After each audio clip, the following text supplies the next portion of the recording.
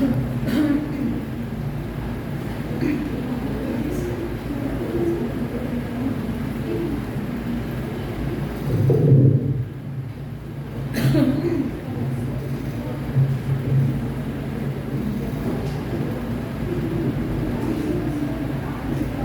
magandang umaga po muli sa ating lahat. Bago po akong isasamahan niyo ako sa ating panalangin. Dakilang Ama ng mga pangyarihan sa lahat, maraming po salamat sa umaga ito. Salamat po Diyos sa lahat po ng inyong biyaya, pagpapala at ingat. Salamat sa isang napakagandang panahon. At salamat sa kalakasan Panginoon. Muli Panginoon, lumalapit kami tumulong sa iyo. Kayo po Panginoon na siyang manguna sa gawain ko, Panginoon. Dalangin ko rin mo Diyos ang basbas ng banal na Espiritu na siya pong magsalita, siya pong magpahayag ng katotohanan mo. Hindi Panginoon, sa lahat po ng mga kikinig, bigyan niyo po sila ng bukas ng puso at isipan. At sa lahat ng bagay na ito, Panginoon, ikaw ang makapuri ng iwanas. Dalangin po namin ito sa lahat ng inyong iglesia sa umaga nito sa pangalan ni Jesus. Amen. So, alam ko po na halos lahat ngayon ay siguro tapos na yung mga Christmas parties ninyo. Tapos na po ba? Hindi ko nakita yung Sister Lisa. Christmas party nila. Sa amin, virtual. The Lord for mo, virtual din yung Christmas party namin. hindi siya physical. May opisina kami, pero virtual. So, optional pala. Optional kung gusto mo pumunta.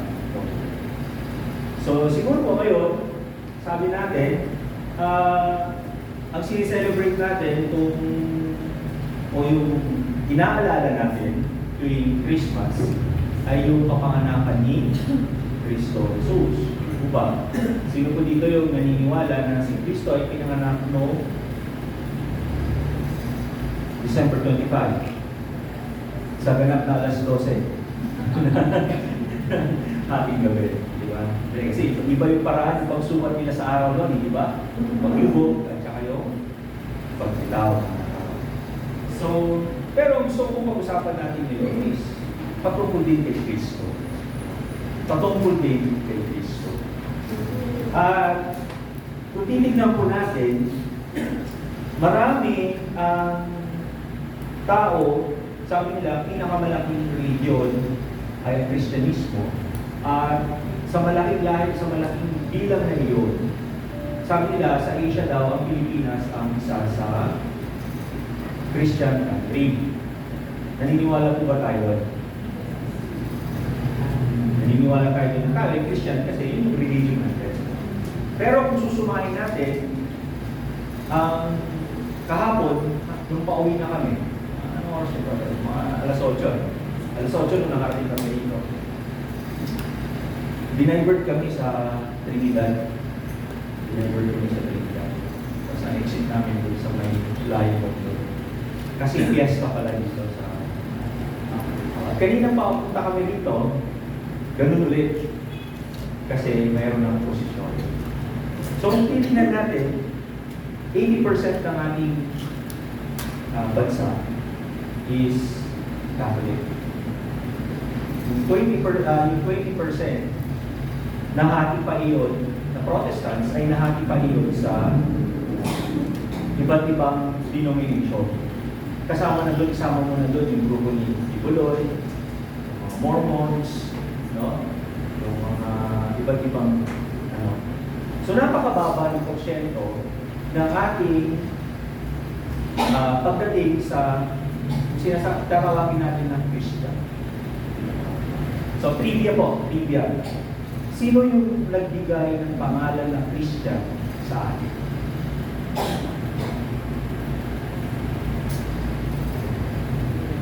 Sa tingin mo, sino ba yung nagbigay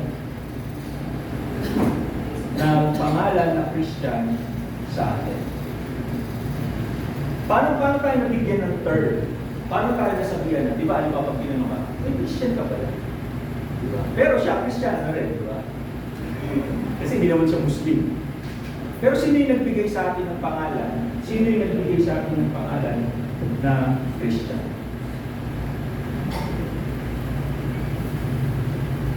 Sa tingin ko din, sino? Nasa Bible po yan.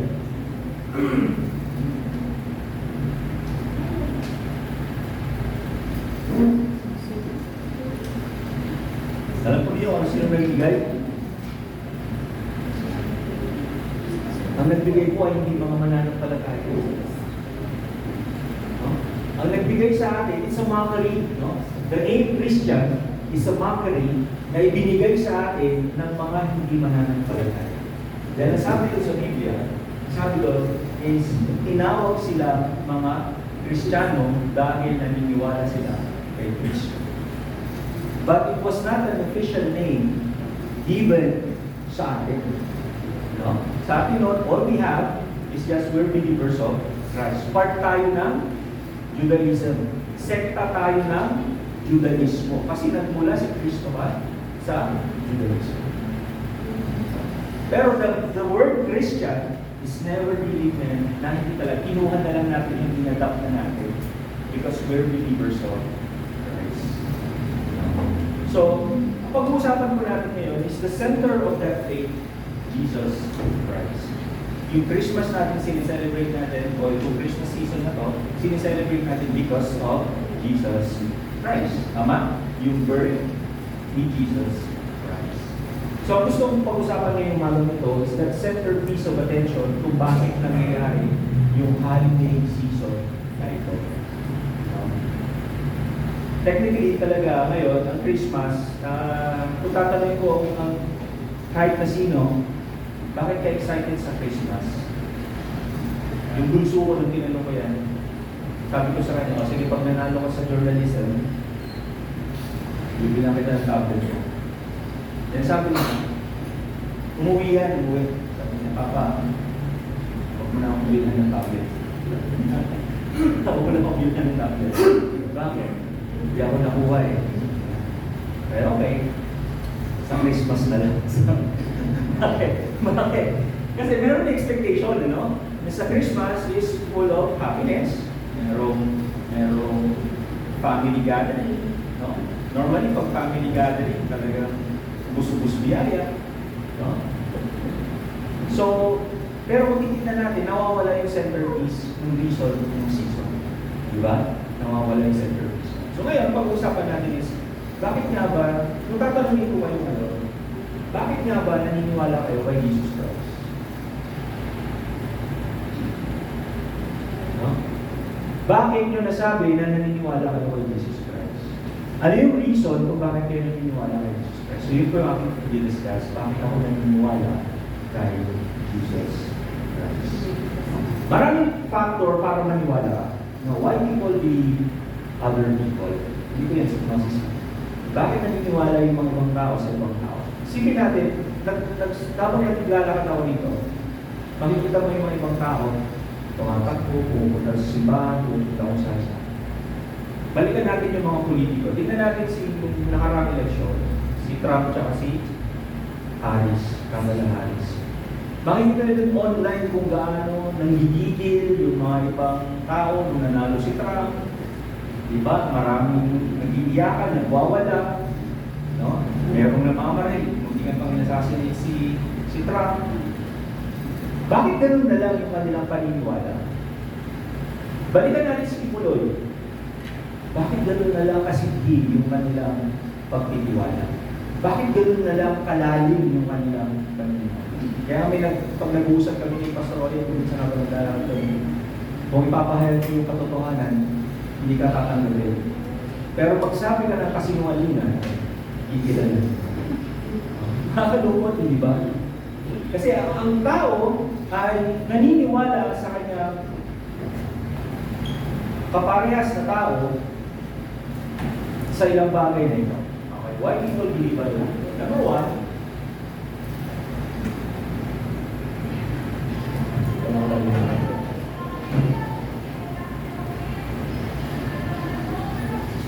ayan. There is trust and reliability.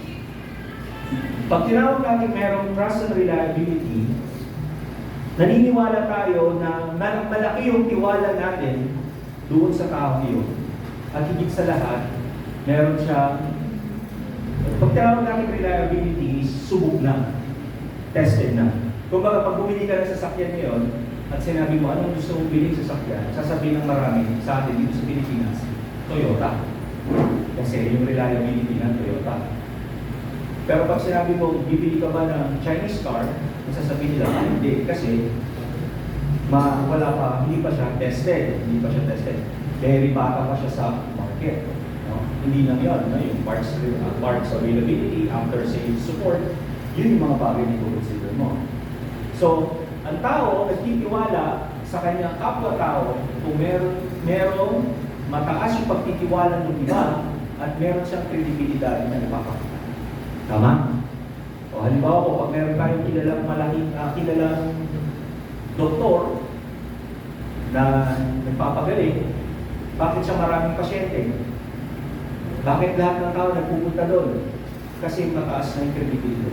Yung reliability niya ay nakaset na siya ng kanyang pangalawa. Pangalawa, bakit nagtitiwala yung ibang tao is because of emotional connection. Minsan magkataka ka, bakit niya hindi nahiwalayan yung asawa niya? Hindi siya ginagawa siyang punching bag, no? Kumbaga, siya yung real life street fighter. Sure you can! Hindi ba gano'n, di ba? So, pero bakit hindi iwan? Because of emotional connection. Malalim na yung connection ng tao doon sa isang tao. Kaya, yung kanyang pagtitiwala o kanyang paniniwala sa taong yun ay hindi maputol-putol. Hindi niya iiwan kahit anong mangyari dahil sa connection na yun. Kasunod nito ay meron silang shared values and goals. Minsan po, sa church, napakahalaga rin yan, kailangan sa isang iglesia, meron kayo talagang isang values and goals. Kung magkakaiba kayo, hindi lalago ang iglesia. Kasi kung iba yung priority ng iba yung priority ng isa, ganoon din. Kung bakit naniniwala yung mga tao doon, is because meron kayong isang. Sa kumpanya, napakahalaga yan. Sa corporate world, napakahalaga yan. Kaya nga, napakaraming online training para lang i-input sa'yo yung values ng company, yung goals ng company. Tama? Napaka-importante ka. And then, kapag naniwala ka doon sa goals na yun at saka yun, magiging very productive ka pagdating sa trabaho mo. Kasi naniniwala ka ng mangyayari. Pero subukan mo na huwag kang maniwala. Papasok ka lang para sumahod. Di ba? Papasok ka lang para sumahod. Wala kang gagawin kahit anong effort to make a difference. Wala. Kasi hindi pare-parehas yung goals and values. Kasunod nito, bakit tayo naniniwala?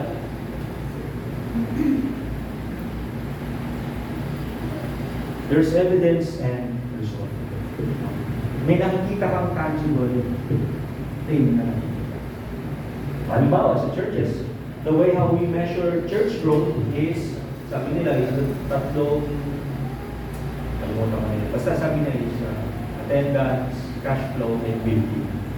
Then yung measurement ngayon, kaya kung makikita mo, naglalaki na ng mga churches, para rin ng members, and then gaano kalaki yung cash flow na pumapasok sa loob ng that's the measurement today. Pag pumunta ka sa Amerika, and you would see yung mga mega churches, talagang makikita mo talaga na talo pa nila yung ibang mga teatro dito sa ganda ng mga churches. And then people attributes that na yun yung success. So people na magtitiwala ka ngayon doon because there's evidence and you can see results. Tama? So, ito pa kung sasabihin natin, halimbawa, ito yung biogesic, tapos ito yung bagong gamot, saan ka bibili? Yung biogesic, bakit? Kasi naranasan mo ng gamitin, effective siya. So, there's result. And there's proof and evidence na nangyayari talaga yung kanila ina-advertise. Next is influence and authority. Napakalaking yan. No? Bakit naniniwala ang maraming tao? No? If influence mostly, kapag lalo-lalo na kung yung leader is charismatic. Charismatic. Meron ka akong mamimit, siguro sa inyo sa mga nasa corporate world. Meron ka mamimit ng mga managers na hindi naman sila magagaling.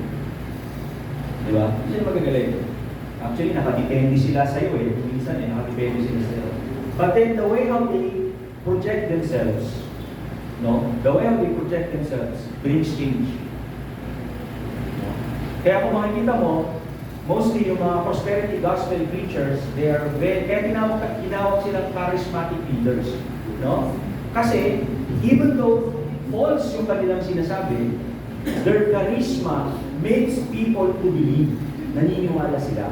Politicians, yung mga pinaniniwala natin politicians, those are charismatic leaders. Naniniwala sila na kahit na if you're charismatic and then you build that authority, mas naniniwala sa iyo pa tao. Diba? So, halimbawa, kung meron kasing magagaling, pero walang amor. Diba? May magagaling na walang amor. Pero meron namin walang alam, pero magagaling magdala ng tao. So, yung tinatawag na, alala sinabi ng mga ito. Kasi yung tinawag yung hindi ko lang maalala. Then next, sabi niya dito is, there is hope and aspirations. So kung ang nakikita mo dun sa taong yun, yung pag-asa. No? Yung pag-asa mo. May pag-asa mo. Naniniwala ka dun sa taong yun dahil nakikita mo na yung pag-asa mo ay nandun. Kaya ang nangyayari, you are hoping, yung pag-asa mo rin that isa kayo andun siya. Both your hope and aspirations are. So ang tao ay naniniwala ngayon doon sa mga bagay na yan. If there's trust and reliability, you have an emotional connection. You have shared values and goals. There's evidence and results. There's enough influence and authority na ipapakita. And then most lastly, isa lang yung pag-asa ninyo and aspirations. So kung meron yung mga yan, may mga ilan sa mga yan na makikita mo sa isang tao, sa isang grupo, sa isang samahan. Then ang nangyayari, you make that world na naniniwala ka doon sa bagay na kanila pinaniniwala. O example natin, bakit yung mga NPA? Diba? Mostly ang kinukuha nila doon sa mga universities na malalaki, tama? UP, PUP, FEU, diba? Diyan nila nakukuha yung majority ng mga members nila. Bakit? Kasi merong bagay na nakita yung mga estudyante that aligns with those things. No? Napanood ko yung interview na NBA, yung bakit daw siya sumali. Kasi sabi niya, radical ako doon. Tapos radical yung kausap ko. Radical yung professor ko. Then ang nangyayari, nagkakali sa kami. So nagtundok na lang. Diba?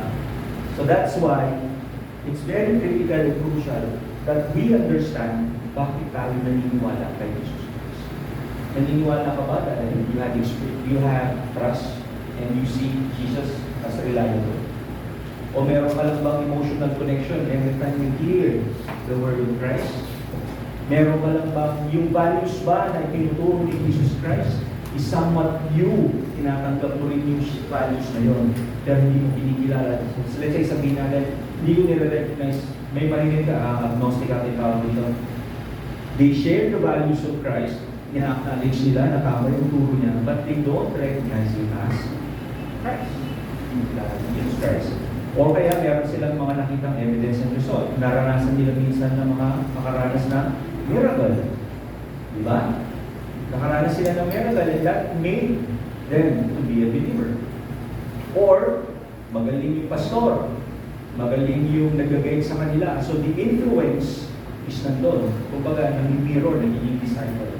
Or dahil wala ka ng pag-asa, nakita mo si Jesus bilang pag-asa. So right now, yan yung mga bagay na minsan ay tinitignan natin o ina-acknowledge natin bago tayo mag-iwala. So, ngayon naman, I'll discuss kung bakit ako naniniwala kay Jesus Christ. Crossing most of those and relying into only one evidence. So, ito po yung pagkagat ng aking why I believe Jesus is the Christ. Alam niyo yung Jesus na pangalan, Yeshua, Jesus, based on the translation, it's just a normal name. Normal name lang yan.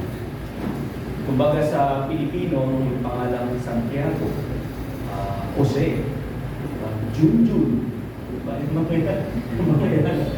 mga normal names yan. Pag may junior ka, Junjun. Pag may junior ka, Junjun. Normal name yan. What separates Jesus is that meron siya karugtong na Christ, which is meaning the chosen one, the Messiah, ang tinatawag natin na Christos. Yun yung definition title niya na kung saan nagsiseparate siya sa pangalan. So, sino po dito yung merong kaklase ng elementary na ang pangalan ay Jesus? Di ba? Jesus Christ pa yung pinangalan. No? Yung Jesus Christ pa naman yung pinangalan. Ako, may nakikita kaklase rin ako. Dalawa. Yung isa H, yung isa J. Pero parehas sila ng pangalan. Yung isa Jesus. Kaya pag yung picture namin tatawagin niya, Jesus, tsaka Jesus. Yun yung pangalan. To distinct them, parang bigyan niya ng ano. Pero parang overboard na yun. Pati yung title ng Christ kinuhang pangalan. So buksan po natin yung ating mga Bible. So 1 Corinthians chapter 1 verse 18 and verse 21. Sabi niya rito, ang mensahe tungkol sa pagkamatay ni Kristo sa krus ay kahangalan para sa mga taong naliligaw ng landas. Ngunit ito'y kapangyarihan ng Diyos para sa ating naliligtas. Ayan. No? Bakit tayo naniniwala kay Jesus Christ? Sabi niya, because sa iba, kahangalan yung ating pinaniniwalaan. No? Diba sasabihin nga nila, if you remember 1980s, ang tawag sa mga born again ay ano? Buwang again, di ba? Okay, burn again. Okay, buwang again. Ano yung sabihin ng buwang? Baliw, di ba? Oo, tawag nila buwang again. Sabi nga ng misis ko nun, sabi ng misis ko habang nag-worship daw sila nun, siyempre, yung church mo wala namang, hindi ganito na nakaslan, hindi yung gyero lang. Tapos wala pang isamin. Kapag nag-praise and worship na kayo, biglang babatuhin yung bubong, isigawan na tumahimik kayo, di ba? Di ba? Mga gano'n. So, tawag sa inyo ay buwang again. Minsan, pag masyadong emotional yung worship, kasi ba't kayo nag-iiyakan? Kasi mga nag-iiyakan sila. Yung mga gano'n na tipo. So, para sa kanila, kahangalan, kalokohan, ginagawa nila. Pero para sa atin na nakakilala, yun yung kapangyarihan ng Diyos sa kaligtasan. Kaya saan natin pupunin yung truth? Sapagkat, sabi sa verse 21, ayon sa karunungan ng Diyos, hindi niya pinahintulutan siya'y makilala ng tao sa pamamagitan ng kanilang karunungan. It is not by your own understanding. It is not because na-realize mo. But rather it's because it is the foreknowledge of God na ipaunawa sa iyo. At ang sabi niya, sa halip, ang ginawa ng Panginoon, minarapat niyang iligtas, sino? Yung mga nagpapasakop sa Kanya sa paanong kaparaanan, sa pamamagitan ng magandang balita. So sa pamamagitan ng salita ng Panginoon. But the word that I'm pointing out doon is yung nagpapasakop. Kasi itong Biblia, kaya mo itong pag-aralan. Right? Kaya mo itong pag-aralan. Kaya mo itong himayin, i-dissect. Kaya mo itong i-memorize. Pero yung pagkaunawa at pagkakaintindi ay hindi mo makakamit not unless ipinagkaloob sa iyo talaga ng Panginoon yung pangunawa. At ang mga tao ngayon, sabi niya, ng pagkakalooban ay yung mga nagpapasakop. Nagpapasakop sa salita ng ating Diyos. Kaya sabi niya doon, sapagkat, bakit tayo niniwala? Where's my proof? Ito.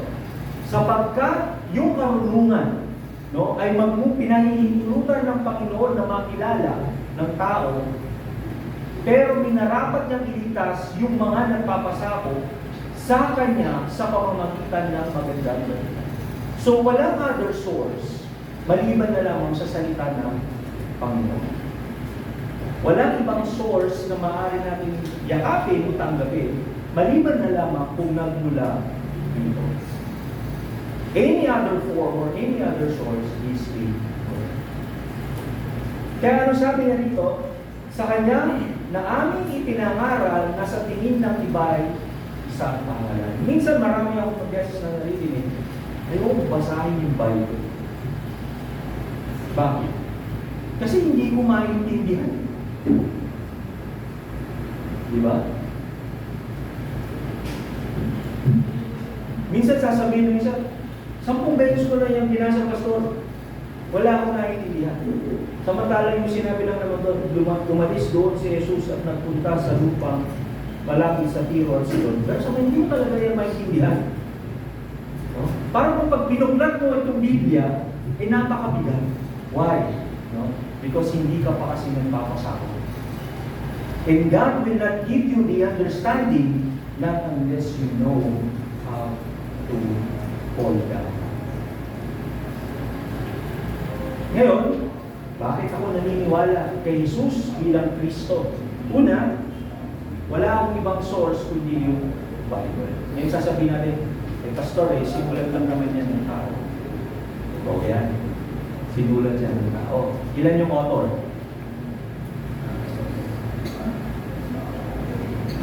Naku, mamaya sa Bible quiz natin, walang mananalo. Ilan yung author? Ilan yung author na ano? Ilan yung years ilan yung years bago nabuo ito? O, sige, ito na lang ilang books. Konting nagtataan pa kayo, di ba?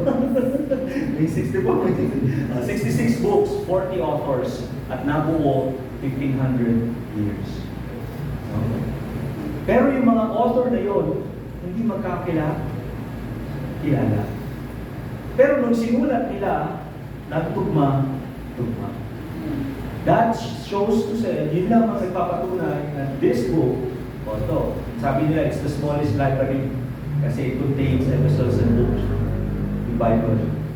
Na ito defines that it is highly inspired by the Spirit of. Paano pagtutugma-tugma hindi magkakahiwalay ng ano? Di ba? Wala pang nakagawa.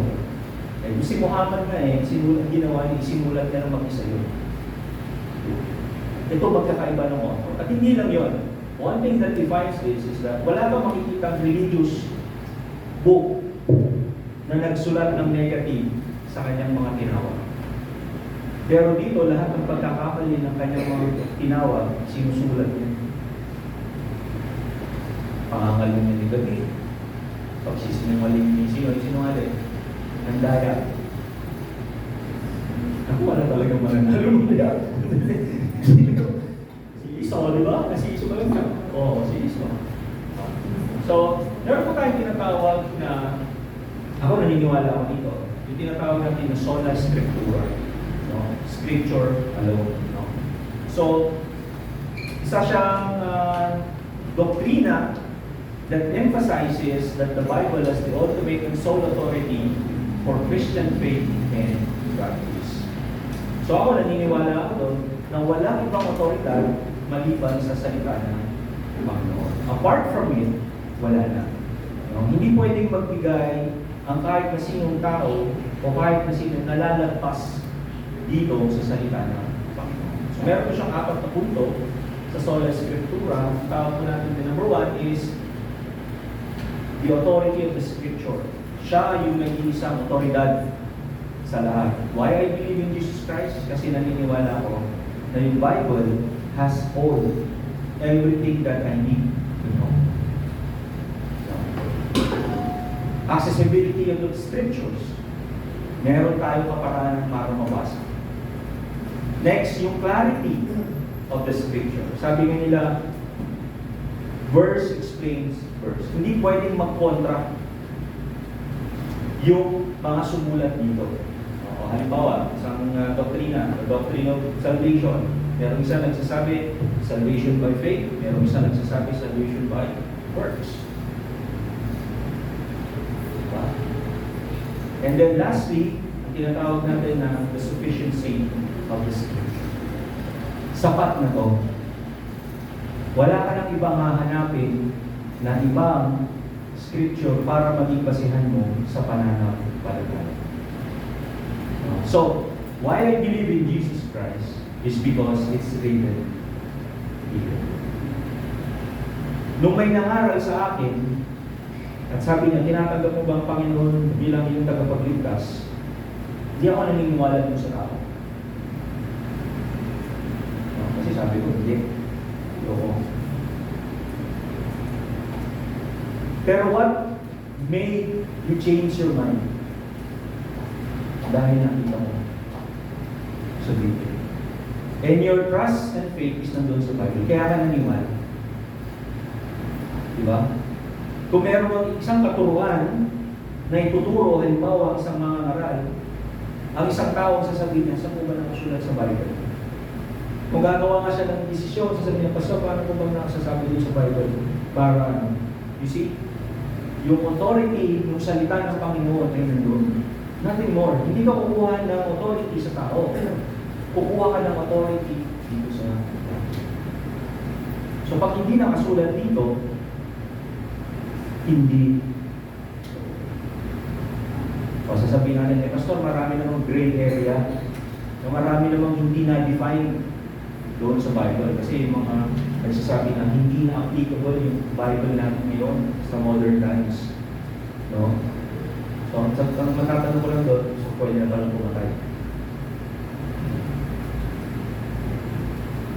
Kung titignan natin yung moral code natin, yung moral law, yung embedded code sa DNA natin, nag-a-align siya sa salita ng Panginoon. Bakit pag nagnakaw ka, kahit hindi sinasabing hindi masama yung pagnanakaw, ng bata ka, kinakabahan ka? Bakit pag nakabasa ka ng pinggan, nagtatago ka na sa ilalim ng mesa? Lalo na kung hindi nakatago sa istante ng nanay. Diba? Bakit? Kasi bagaman hindi sinasabi sa iyo, embedded sa iyong katawan, yung nilikha ka ng Panginoon, you can hear it. That's why you know it's a sin. Kaya nga maraming tao sa sabihin, ako. So, ito na. Okay, so why I believe Jesus is the Christ? Letter A. Meron pong 300 prophecies sa Old Testament na nagsasabi na si Jesucristo yung parating na Messiah. Alam niyo po, Christmas party natin ngayon. Pagpasensyahan niyo na. Kasi iisa-isahin natin yung 300. Hindi natin iisa-isahin yung 300. Kukuha lang ako ng 4 na mahalaga. 4. Lahat naman ay mahalaga, pero bibigyan ko lang ng punto yung 4. Number 1, yung tinatawag nilang na proto-evangelio. Tinatawag natin na proto-evangelio, kung ibig sabihin is the first gospel. Kailan nangyari yun? Upon creation. Kailan dineclare ng Panginoon yung gospel na yun? Nung nagkasala yung tao. So nandun sa Genesis chapter 3 verse 15, sabi niya, kayo ng babae aking pag-aawayin, binhi mo at binhi niya, lagi kong paglalabanin. Ang binhi niya ang dudurog sa iyong ulo, at sa sakong niya ay ikaw ang tutuglaw. So that statement coming from God is a precursor na meron na siyang plano upon the fall of men. Yung sinasabi niya doon na binhi ng babae ay si Jesus Christ. No? Kaya sabi niya doon, dudurugin nung binhi ng babae yung ulo ng serpent, matatalo niya, pero tutuklawin siya sa paan nito. Kailan nangyari yung pagtuklaw? During the crucifixion. Bakit? Kasi kinuha ni Kristo ang buo pagkakasala. Kaya tinawag niya yan as the declaration of the first gospel. Linano ng Panginoon Upon the fall of men, pinalo ng Panginoon yung Messiah. Kaya kung mababasa ninyo sa Old Testament, ang sabi ng Panginoong Jesus, ang pinangarap ito ng inyong mga ninuno, sabi niya, na makita ako, pero hindi nila natin. Ngayon nandito ako sa harapan.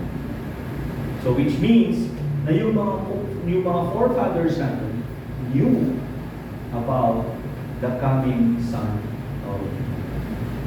Sino yung sino yung makalimutan yung pangalan ng ano ito? Bakit nagkaroon ng religion sa Old Testament na mother and son na religion? It's because meron silang foreknowledge about the birth of the coming Messiah. Meron silang alam. And they know about na meron darating na magliligtas sa kalimutan ko yung pangalan ng king. Kasi yun siya yung nag-pray. Pero isa siya sa mga pinakamasamang hari na nasulat sa Old Testament. So that's number 1. Number 2 prophecy na nilagyan ko ng note ay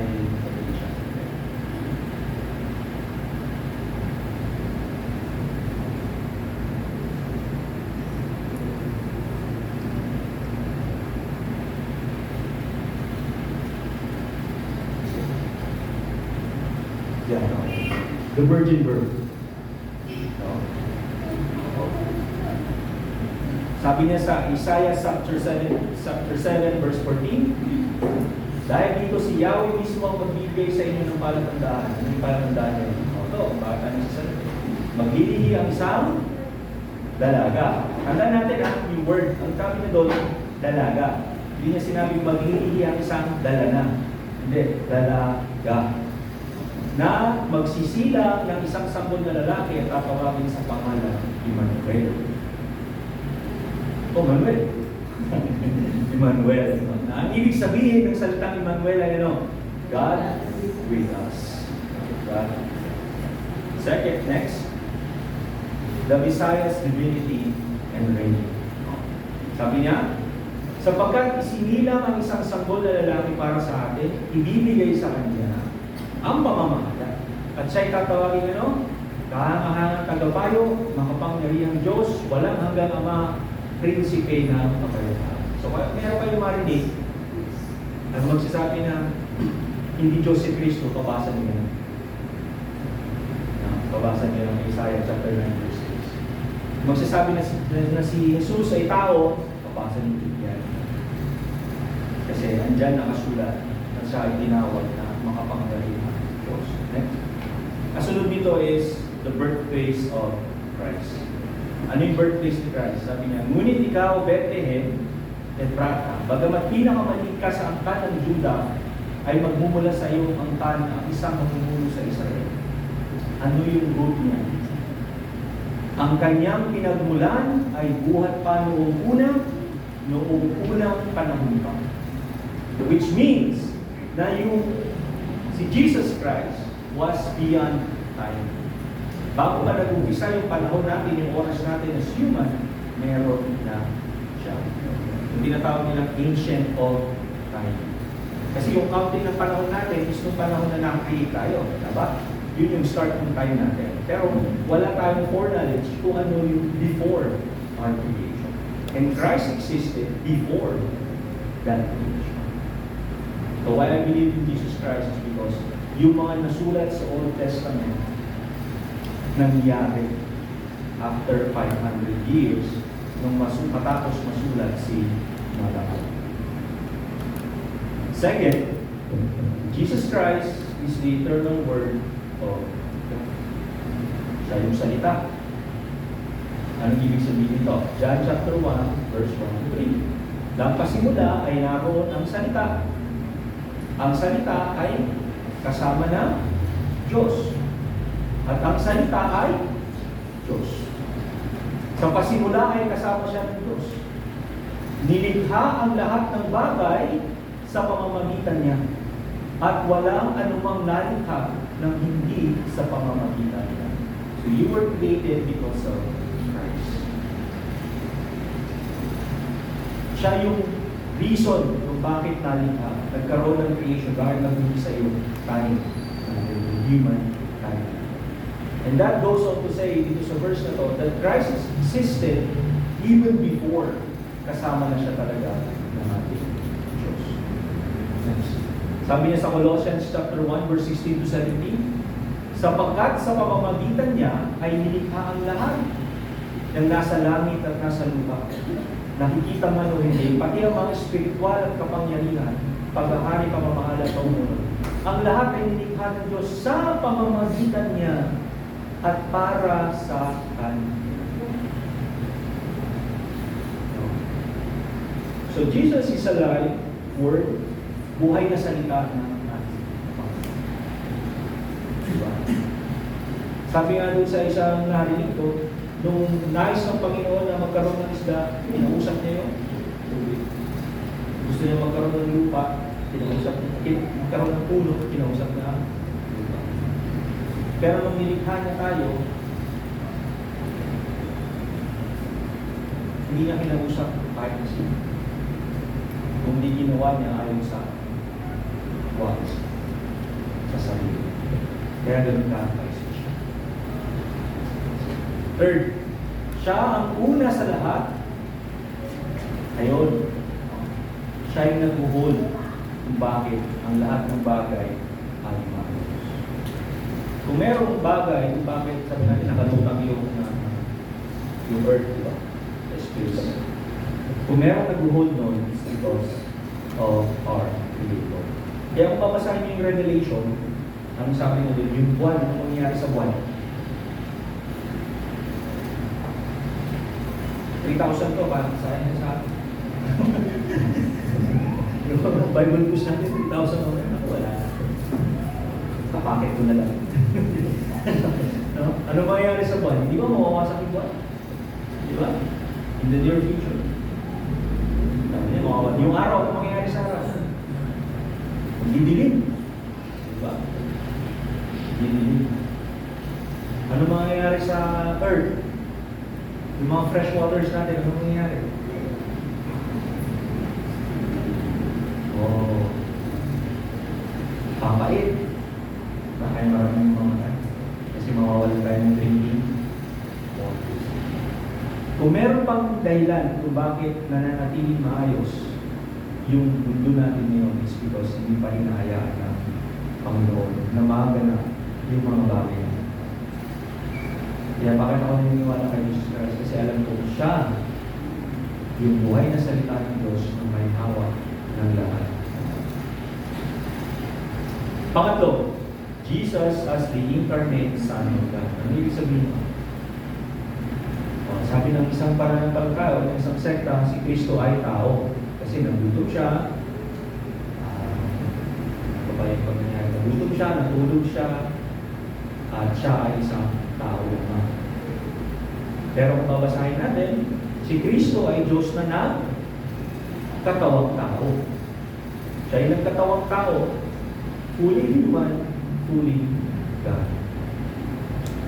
Sabi po niya sa John chapter 1 verse 14, sabi niya, ang salita ay naging tao at nanirahan sa piling namin. Nakita namin ang kaluwalhatiang tunay na Kanya bilang kaisa-isang anak ng Ama. Siya ay puspos ng kagandahan loob at ng katotohanan. So John, ang sinasabi niya dito is that nakita namin in a literal sense yung salita. Kung maalala po ninyo, maraming beses na ang yung mga apostol ay humihingi ng sign sa Panginoon, ipakita mo nga sa amin yung Ama. Di ba? And then palaging sabi ni Jesus Christ, nandito na ako sa harapan mo. Hindi ko ba ako nakikita? Because Jesus Christ is the incarnation of God. Siya yung visible form of God. Sabi niya sa Matthew chapter 1:23, tignan ninyo, maglilihang isang birhen at magsisilang ng isang sanggol na lalaki. Tatawagan ito, Emmanuel, ang pangulugan niya kasama ng Diyos. Number 4, Jesus as the Savior of the world. Siya yung tagapagligtas. So, ano yung believe in Jesus Christ? Kasi Christ is the Savior of the world. John 3:16, ang sabi niya, alam niya yan. Diba? Sino hindi nakakalam ng John 3:16? Alam ko, nag-amen kayo sa loob niya. Amen, Pastor. John 3:16. Siya yung tagapagligtas na diniklara ng salita. Next. Ang sabi sa John, 1 John chapter 4 verse 14, sabi niya, nakita namin at pinatotohanan isinugo ng Ama ang kanyang anak upang iligtas ang sanlibutan. Kayo ba, nung naniwala kayo sa Panginoon, naniniwala, nung tinanggap niyo ang Panginoon, naniniwala ba kayo? Niligtas na. In all honesty, dun sa puso niyo. Dun sa puso niyo. Can you talagang critically tell na talagang sasabihin na make it or break it, pangahawakan ko na si Kristo yung aking tagapagligtas. Diba? Kasi kung hindi ganoon yung ating paghawak sa pananampalataya niyon, then malaki yung tanong kung ikaw ay isang Kristiyano o.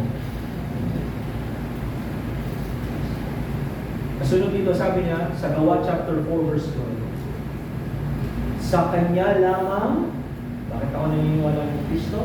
Kasi sinabi niya na sa Kanya lamang matatagpuan ang kaligtasan. Sapagkat walang ibang pangalan ng sino mang tao sa buong mundo na ibinigay ng Diyos sa mga tao upang tayo ay maligtas. So wala akong iba. Kung ba, sana yung paniniwala natin ay nandoon. Na walang ibang makapag-iligtas sa atin kung hindi yung pangalan naman. Hindi yung gawa natin, hindi yung samahan natin, hindi yung religion natin. Kundi kung sino yung tinatayuan natin, hindi yung pangalan ng Jesus. Apart from it, wala. Kung meron mang idadagdag doon sa ginawa ni Kristo para ikaw ay maligtas, you have your own religion. Kung meron kang idadagdag pa, ilalagay na additional requirements para ikaw ay maligtas, maliban na lang dun sa pangalan ng Panginoon. Kung ibang pangalan kang ilalagay, pagkatayaan, sige bulag, sabi niya, pag hindi ninyo ako tinigilan, lahat kayo mapupunta sa ito. Wala mga meron niya, hindi wala. So apart from it, there's no other name but Christ. Wala kang ibang tatawagin kundi ang pangalan ng ating Panginoon Jesus. Hindi ka rin next verse. Sabi niya, sumagot si Jesus, ako ang daan, katotohanan ng buhay, walang makakapunta sa Ama kundi sa pamamagitan. So even Christ, ang sinasabi niya, pinupoint out niya palagi, na the reason kung bakit walang ibang paraan na makakarating ka sa langit kung ikaw ay maliligtas, maliban na lamang na ako ang kilala. Because I'm the only way. No other way, hindi siya. Alam ko, naiintindihan niyo ito. Pero I want to point out na one of the reasons kung ba't ako naniniwala ng Jesus Christ is because of that. Walang iba. Sabi na dito, Jesus as the perfect high priest. Bakit natin kailangan? Kaya nga, sabi niya, magpakatatag tayo sa ating pananampalataya dahil mayroon tayong dakilang pinakapulong pari na pumasok na sa kalangitan. Doon mismo sa harap ng Diyos, siya'y walang iba kundi si Jesus na anak ng Diyos. High priest. Siya yung perfect na high priest. Ano po ba trabaho ng priest? Hindi nyo alam? Ano ba ito? Kahit tagal may trabaho ng priest. Judicial, tawag na. Pero anong trabaho talaga ng priest dun sa temple? Especially yung high priest. Sa high priest, siya lang yung pwede pumasok sa loob ng Holy of Holies. No? Siya lang yung pwede pumasok sa Holy of Holies, Holy of Holies. Walang ibang pwede pumasok doon kundi high priest na. Yung priest, bago pumasok, naliligo yun. Mayroong bagay na gagawin niya sa kanyang katawan, mag-ilinis siya, cleansing na, bago siya pumasok doon. Pag pumasok siya doon, mayroon siyang dalang alay, dugo ata, sprinkle doon sa doon. So, yung blood. Pero walang ibang tao na pwede pumasok. So, ang kanyang trabaho, yung high priest, is what? Maging mediator. Mediator between man and God. Para hindi wasagin ng Panginoon ng Israel, no, pupunta yung high priest doon sa Holy of Holies para mag-sacrifice, magbigay ng alay na para sa bayan ng Israel dahil sa kanilang mga kasalanan. So when Christ died, kinuha niya yung role na yun, kaya biniyak na yung curtain na naghihiwalay doon sa Holy of Holies, doon sa harapan ng temple. Biniyak yun, he went in there, at siya yung naging mediator natin sa harapan ng ating Panginoon. Ano yung inimediate niya? Ano yung kanyang inimediate? Sa ating pinakapunong paring ito, ay nakakaunawa sa ating mga kahinaan, sapagkat tulad natin, tinukso siya sa lahat ng paraan, subalit kailanman, at hindi siya nagkasama. Ano ibig sabihin? Ibig sabihin ito, lahat ng mga bagay na kakulangan natin. Itatanong ko kayo, sino dito ang perfecto? Yung kanyang pamilya ko. Wala. Sino dito yung perfecto na buhay? Wala. Sino dito yung maraming pagkukulang? Wala. Sino dito yung napakarami namin shortcomings, di ba? Napakarami natin kulang na ginagawa. Hindi palaging sapat. Wala tayong magagawa, hindi natin mapupunuan. No? Sabi nga nila, you cannot outgive the Lord. Bakit? At yun yung reason kung bakit si Jesus Christ nasa harapan ng ating Panginoon. As a high priest, minimediate niya tayo na yung mga shortcomings natin is something to overlook for at matanggap natin yung grace and mercy ng ating Panginoon. Dami natin pagkukulang. Daming tukso na nahuhulog tayo. Pero bakit siya yung kinikilala ng Panginoon? Because kailanman ay hindi siya nagkasama. Kaya bakit ka naniniwala kay Kristo Jesus? Bakit ako naniniwala kay Jesus bilang siya Kristo? It's because alam ko na lahat ng shortcomings ko, lahat ng failures ko, lahat ng bagay na wala, na hindi ko nagagawa, na hindi nakalulong sa harapan ng Panginoon, is nandun si Jesus that mediating on my behalf. Yun yung bagay na magbibigay sa iyo ng kapayapaan. But it does not give you license to sin, ha? It does not give you license. Sabi niya sa verse 16, kaya huwag tayong mag-atubiling lumapit sa trono ng mahabaging Diyos upang makamtan natin ang habag at kalinga sa panahon ng ating pangangailangan.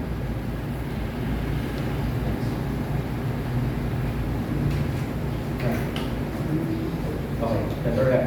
Hanggang G lang po yan. Jesus as the resurrected and living Savior. Itong doctrine na to, itong paniniwala na to is very critical. Why? Kasi kung si Jesus ay hindi nabuhay muli, wala siyang pinagkaiba sa mga naunang Isaias na nag-play. Napaka-critical niya. Sabi na dito sa 1 Corinthians chapter 15 verse 20 to 22. Ngunit ngayon si Kristo ay muling binuhay, ito'y katibayan na muling bubuhayin ang mga patay. So it's critical. Sa doctrine natin, kailangan talaga natin pinapakita that Christ was resurrected. Kasi yun din yung patunayan na ang mga patay, one day, ay bubuhayin ulit. Sino dito yung gusto mabuhay ulit? Wala. Sino yun dito yung gusto nang magpahinga dahil pag-iba sa buhay? Wala rin. Wala. Pero sabi niya, kung paano dumating ang kamatayan sa pamamagitan ng isang tao, gayon din dumating ang muling pagkabuhay sa pamamagitan ng isang tao. Kung paano nahulog tayo kay Adan, muli naman tayo bumuhayin kay Jesus. Kaya bakit ka maniniwala kay Kristo? Napakaganda ng Panginoon. Diba? Kasabihin natin, kahapon nandun kami sabi namin, hindi siya tumatanda. Si Janet, hindi tumatanda. Diba? So, ibig sabihin, pag nabuhay siya muli, mas bata pa ulit yung sura. Benjamin Button yung the case of Benjamin Button. Ganon. Bakit? Kasi darating tayo doon sa point ng kamatayan. Pero bakit tayo mahawak sa pananampalataya? Hindi naman tayo mahawak sa pananampalataya natin dahil meron tayong inaasahan. Ano yung inaasahan natin? Na pagdating ng araw, kung paano binuhay si Kristo, ay mabubuhay din tayo. Hahawakan natin muli, makikita natin muli, at mararanasan natin muli yung buhay natin. Verse 22, ang sabi niya, sapagkat kung paano namatay ang lahat, dahil sa kanilang kaugnayan kay Adan, hindi naman mabubuhay ang lahat, dahil sa kanilang kaugnayan kay Kristo. Yung word na titignan natin doon is yung kaugnayan. Yung kaugnayan kay Adan, wala tayong magagawa doon. Genetics yun. Nandun na yun. Pero yung kaugnayan natin kay Kristo, choice yun. Pipiliin mo yun. No? Para magkaroon ka ng buhay na walang hanggan. Kasi walang pipiliin ng Diyos. Wala siyang pipiliin. Katulad din sa akin, pag nangangarap tayo, di ba? Hindi mo naman pipiliin. Pagkatoka ka, hindi ka naman tayo ng church. Hindi mo naman gagawin yun eh. Di ba? Napakaraming pakiusapan bago mo, kung pupunta ako hindi. Kaya kailangan yung kaugnayan natin kay Kristo ay malalim. Hindi lang basta-basta sinabi natin na tayo ay nakikilala natin ang Panginoon. Paragi ang naririnig sa akin ko. Make it a point, no, na kilala ka ng Panginoon. Dahil baka pagdating ng araw, no, meron kang kaugnayan sa religiyon, pero wala kang kaugnayan kay Kristo, isa ka dun sa mga tao na tatawagin nila, sasabihin nila, Panginoon, hindi ba kami na-paralyze na ito? Kami yung mga ito. Sasabihin ng Panginoon, hindi ko kayo kilala. Panghuli, ay sabi niya ito, about resurrection. Bakit tayo naniniwala sa Panginoon? Kapag ang nabubulok ay napalitan na ng di nabubulok. At ang kamatayan ay napalitan na ng walang kamatayan. Matutupad na ang sinabi ng kasulatan, nalupig na ang kamatayan, lubos na ang dagat. So yung change na mangyayari sa atin, ano sabi niya, mapapalitan ng hindi nabubulok? At yung kamatayan ay mapapalitan ng walang. So sino yung tinalo? Balikan natin yung early gospel. Sino yung tinalo ni Jesus sa krus ng Kalbaryo? Yung kamatayan. Kasi yung sumpa ng kasalanan ay yung kamatayan. At yung tagumpay ni Kristo sa krus ng pagtubos sa ating mga kasalanan ay yung buhay na walang hanggan. At yung kamatayan na ngayon ay magiging isang bagay na nakalipas na lang. So pagdating ng araw, pag kayo ay nabuhay muli, at kayo ay napunta sa langit, no? Naranasan ninyo ang mamatay, pero yung bagay na yun ay isang bagay na memory na lang. Hindi nyo na ito mararanasan pa. Sino may gustong sino ba nakapanood ng pelikulang Flatliners? Flatliners. Experiment nila na papatayin nila yung sarili nila near death. Near death. Para makikita nila kung ano yung nasa other side. Verse 55, sabi niya, nasaan o kamatayan ng iyong tagumpay, nasaan o kamatayan ng iyong. Yun po yung isang bagay kung bakit ako naniniwala kay Kristo. si Jesus Christ siya ang Kristo. Kasi yung pinagtagumpayan niya sa krus ng Kalbaryo ay yung sumpa ng kasalanan ng ina. Ang huli, ito ang magwawakas. Jesus in His return in judgment. Darating muli ang Panginoon para tayo ay husga.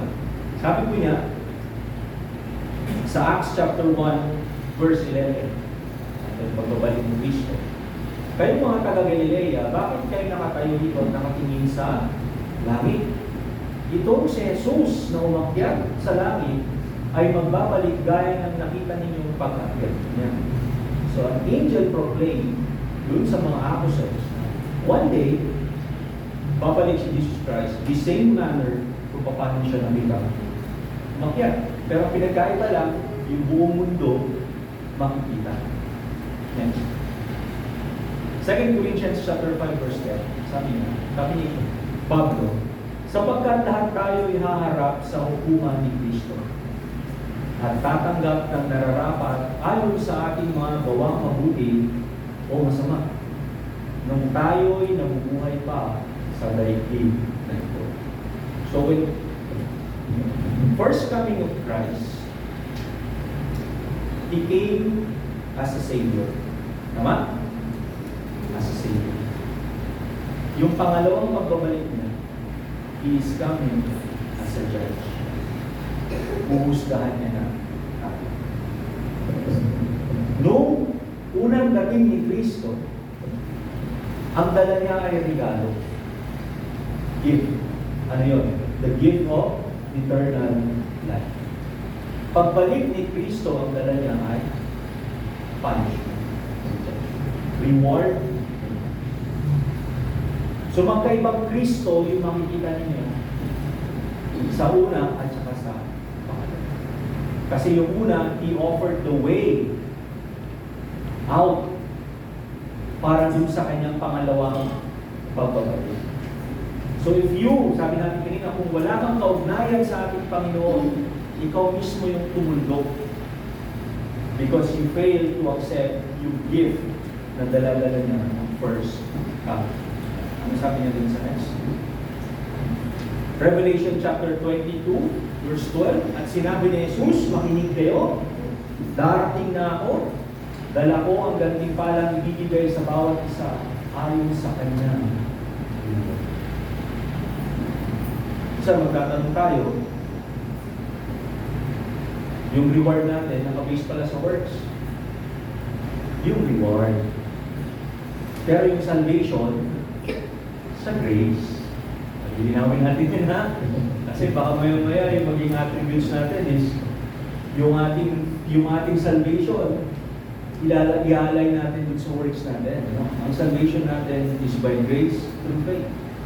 But our rewards is through our works. Kaya maraming beses na sinabi ng Panginoon, ako yung ubas, ako yung ubas, ang nasa sa akin, sabi niya ay nagbubuhan, di ba? Ang ama ko yung hardinero. At yung ama ko mismo yung nag-aalis ng mga walang buwan. Kasi yung gawa natin. Yung ating mga gawa, ang gusto ng Panginoon. Kasunod ito, sabi niya, ayan ba? Ginagod na pala. So, yan po yung anim. Why I believe Jesus is Christ. Number one, the prophecies, yung mga bagay na nangyari na nakasulat sa lumang tipan na nangyari na. Naniniwala ako na si Jesus is the eternal Word of God. Ibig sabihin, He has coexisted with God before humankind. Siya, yung incarnate Son of God, ang ibig sabihin nito, the physical form of God, the visible form of God. Tanda natin, hindi natin pwede makita ang Diyos. Makakamay tayo. Jesus was the Savior. Siya yung nag-offer, nabangin ko kanina, yung gift. The Savior provided the gift. Siya yung perfect high priest natin because nag-mediate siya between God and man. And amen for this, siya yung muling nabuhay muli. At dahil doon, tayo ay mabubuhay din muli. At pagbalik niya, ilalagay niya yung paghusga. So kung tatanggapin natin yung reward, tatanggapin natin yung kanyang mga ginagawa. Dito po ako magbawakas sa verse na po. Sabi niya sa 1 Corinthians chapter 15 verse 58, kaya nga minamahal ko mga kapatid, magpakatatag kayo at huwag matinan. Maging masipag kayo sa paglilingkod sa Panginoon dahil alam ninyong hindi masasayang ang inyong paghihirap para sa Kanya. That's a word of encouragement. Na kung saan sinasabi niya na ay mapagod. Darating yung point, may darating ay mapapagod ka, mag-discourage ka, darating yung point na meron kang daraanan, may darating yung point na manghihina ka. Pero whatever happened, pagbutihin mo, sipagan mo yung pag-iipon mo. Dahil God is the rewarder. Si Jesus yung mag-reward sa iyo. Kahit mag-isa ka na lang, umilos ka. Kahit wala ka na nakampi, dumalaw ka. Bakit? Kasi if you're doing it for the Lord, hindi po masasayang yung bakit. Diba? Tulad ngayon, mamaya may mga regalo kayo lahat. Hindi masasayang yung pag-isip nyo kanina at pagpunta nyo rito. May mga bisita pa tayo from Laguna, sila Mikey, di ba? So yung hindi masasayang yung pag-drive ni Josh, yung mga ganyan dito sa Laguna. So, sana po naiintindihan ng bawat isa kung bakit tayo naniniwala kay Kristo. Marami pa kayong may mababanggit sa akin na dahilan kung bakit ako naniniwala kay Kristo. Pero kung merong isang bagay na pangahawakan natin, pag sasabihin natin ako'y naniniwala kay Kristo, sana huwag lalayin. Kung ano lang yung nakasulat nito, yun lang. Samahan niyo po ako sa pangalan. Dakilang Ama ng makapangyarihan sa lahat. Salamat po Diyos sa umaga ito. Panginoon, salamat sa unawa na iyong binigay. Panginoon, salamat sa iyong sakripisyo. Salamat, Panginoon. Dahil nagpakilala ka sa amin ngayon. Ikaw ay nagbigay sa amin ng karunungan upang pag-respond kami, Panginoon, sa iyong tao. Panginoon, salamat at binigyan mo kami ng pagkakataon. Binigyan mo kami ng uwi sa iyo. Salamat, Panginoon, sa pag-ibig. Tunay na, Panginoon, na sa iyo lamang ang papurihan at sa salamat sa pangalan ng